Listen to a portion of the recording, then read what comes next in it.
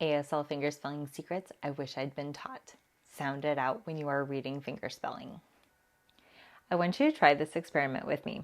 I'm going to fingerspell a word and I want you to silently say each letter that you catch in this word. Are you ready?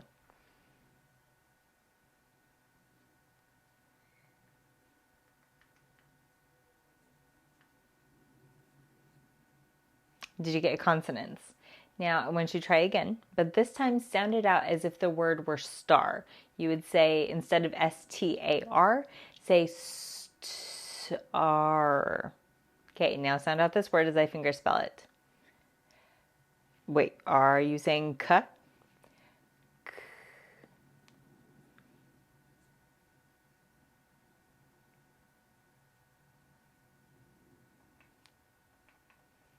The word was candelabra. Now, just sounding it out will not always let you catch it at 100%. But if I'm talking about redecorating my fireplace, the new item I just ordered from Amazon, and you caught canned and an L and an A at the end, you're way more likely to mad gab the word together. Abe Adhol Luck Coke. Abe Adhol Luck Oak. Abe Adhol Luck Oak.